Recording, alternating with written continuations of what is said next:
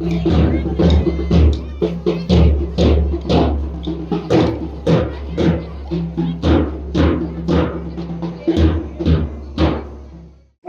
వృత్తిలో ఉండి ఎలాంటి కుదుర్పు లేకుండా తన కార్యక్రమాన్ని ఇంతమందికి సేవలు అందించి ఎంతో మందిని ఉన్నతులుగా దిద్దే అవకాశం సార్ కల్పించిన ఆ అవకాశం అందుకొని అందరినీ తీర్చిదిద్ది తన సర్వీస్లో ఎంతో మందికి చేసి ఉంటాడు.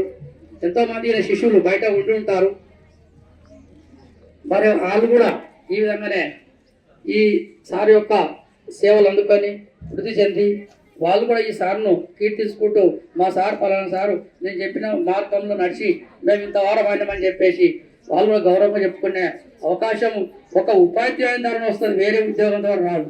ఇప్పుడు మామూలు అంటే రెవెన్యూలు అనే వరకే రెవెన్యూలు అని ఒక తీరుగా చూస్తారండి, పోలీసులు అనే వరకే ఉన్నారు. ఉపాధ్యాయుడు అనే వరకే క్లియర్గా మీరు మార్గదర్శనం చేస్తారు కాబట్టి ఇక్కడ స్టార్ట్ అవుతుంది, ఇక్కడ నేర్చుకున్నదే అక్కడ అమలు చేస్తారు.